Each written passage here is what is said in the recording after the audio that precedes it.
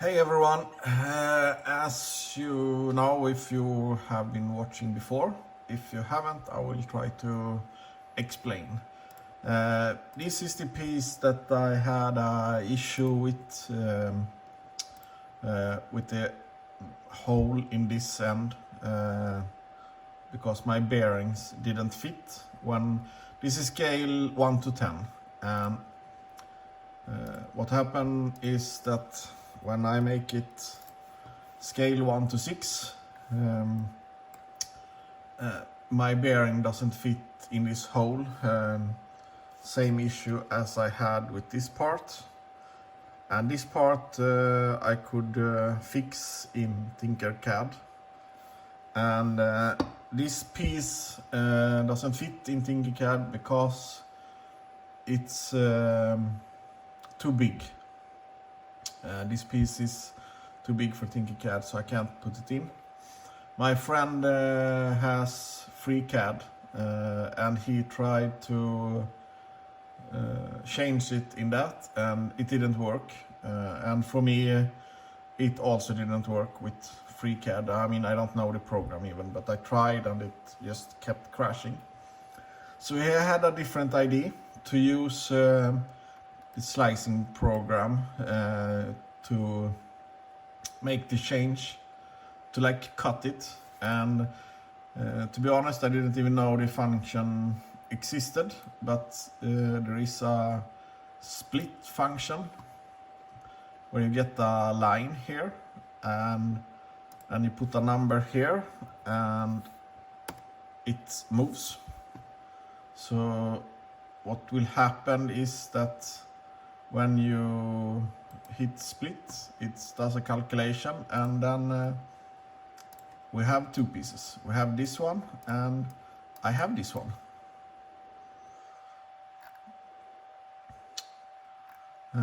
So that's what happens. Now I see I don't like where it cut, so what we will do is we will undo this.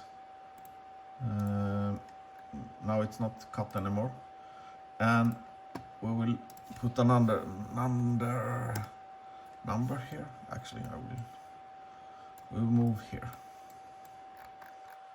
I want it to be here in this joint, I think. Yeah, here is good. 150. We split. We have two pieces. This piece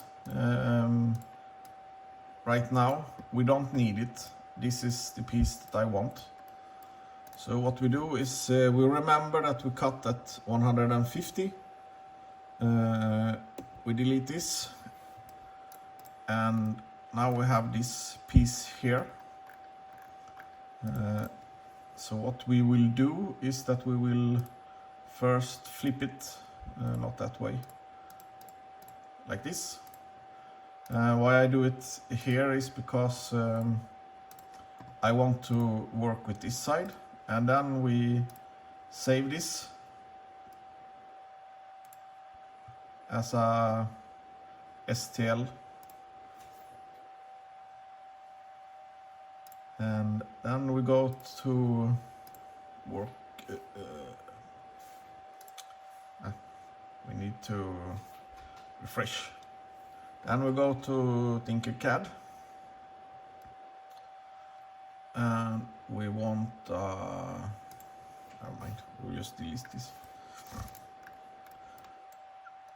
We have a complete empty here. We will import, we choose a file, we take the one that we had. We want in millimeters, and we want in 100% scale, because I already changed it to the correct. And now it takes a little time here to import the file. I have a feeling this video will be longer than I was expecting in the beginning.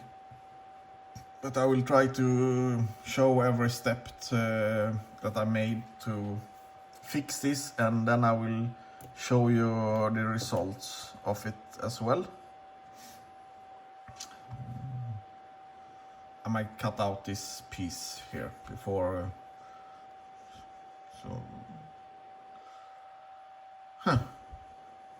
goes really slow today.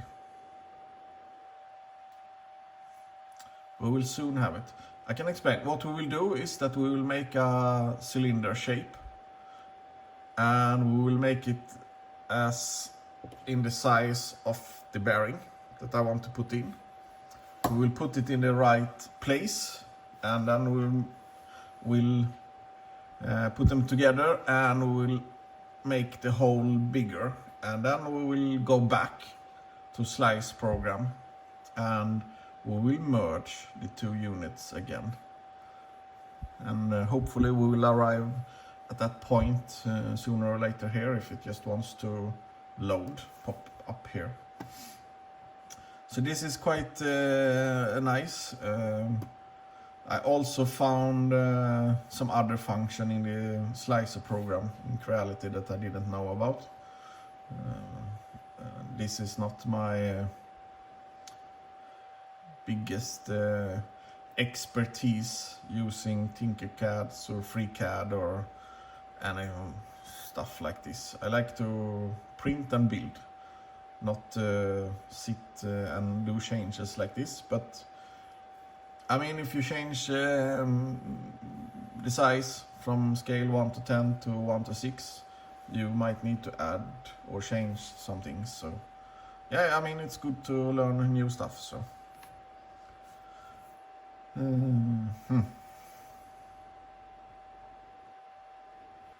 okay, so we got the piece inside. It's here, as you can see. So now what we need to do is change the settings here. We need to have it like on 0.1 instead of 1.0. Then we take a cylinder here,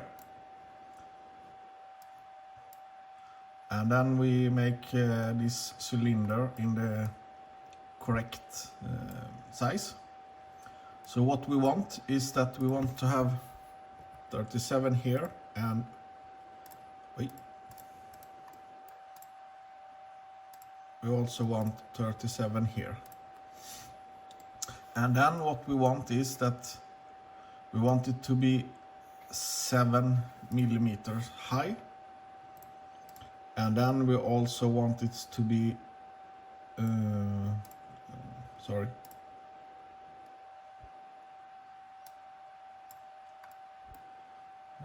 we want it to be 11 high for now. And what we need to do then is this. Now we want it here in center, and it's a little hard to see, so we'll make it see-through. So what we will do is that we want this and this piece to align. So we'll go here and we will align, and then we will choose one, and I will choose this one.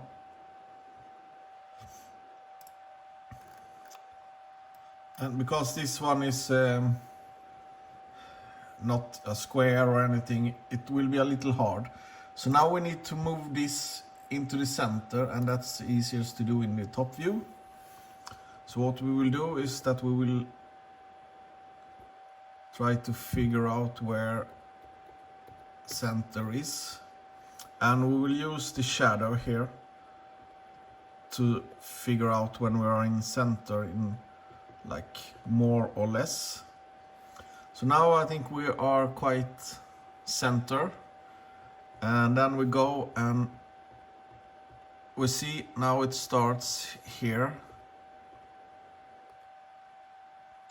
So now we go back to the left. 1, 2, 3, 4, 5, 6, 7, 8, 9, 10, 11, 12, 13, 14, 15.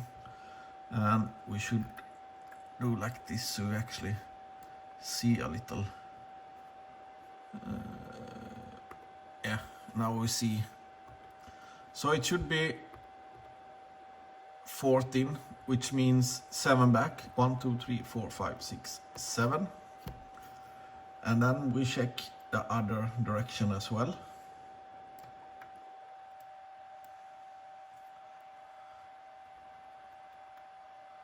So 1, 2, 3, 4, 5, 6, 7, 8, 9, 10, 11, 12, 13, 15 starts. So the same back. 1, 2, 3, 4, 5, 6, 7. So now the piece should be exactly center of the hole. And that's what we want.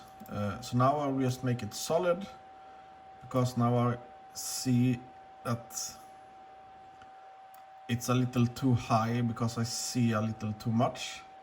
So what we want to do is we want to lower it. So we'll put it on 10 instead. So 10 is perfect. Everything is really nice. And we don't want it solid. So what we will do now is that now we will merge these two units. And we will make it whole. And we get both. And then we group them.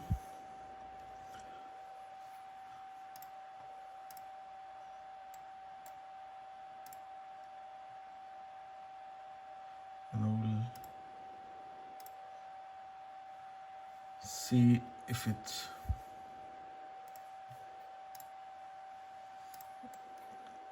now it updated. It took a little while. As you can see, we have one piece. There is not two anymore, there is one.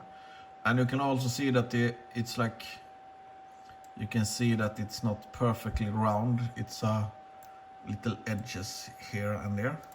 So now what we have done is that we actually made this hole bigger.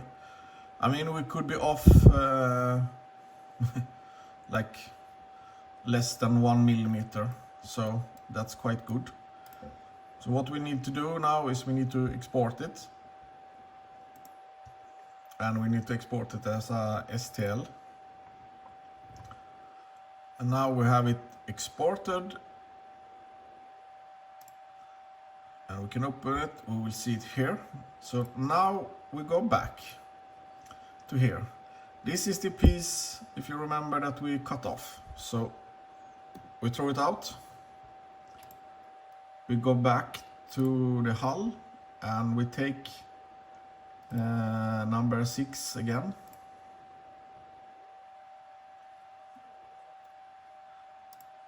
And we make it the correct scale.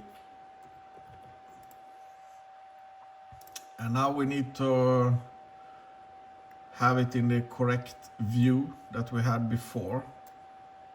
So we need to rotate.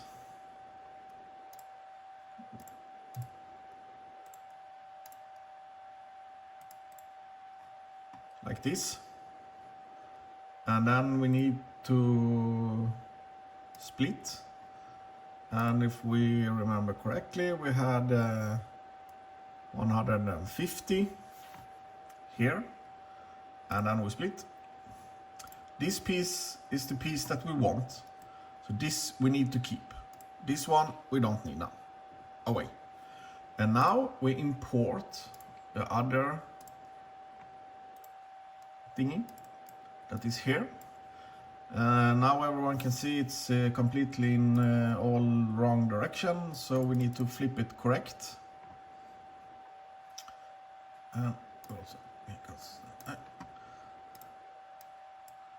And now what we need to do is put these two together again. And this is the part that I'm not like 100% exactly sure how to do, but maybe there is a different way to do this or anything. But I figure if I line them up as good as I can from like a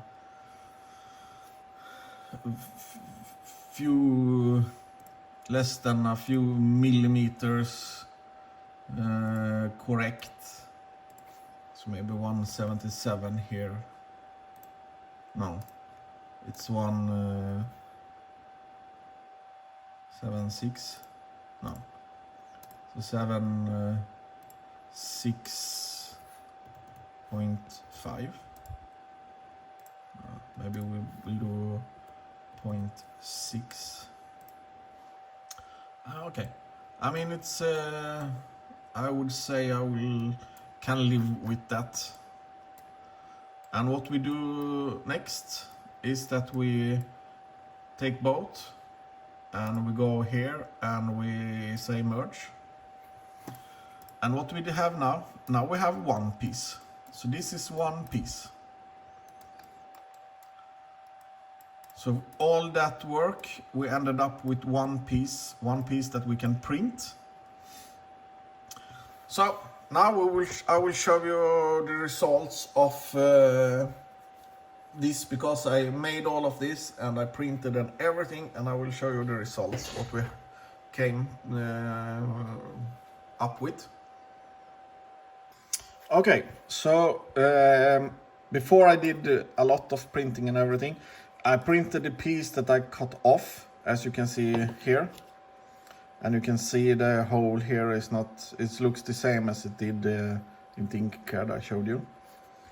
And I wanted to have this sitting here. And yes, I mean I could have made the hole a little bigger, but this bearing is 37, and with a small hit here, it fits. You can see the bearing goes in.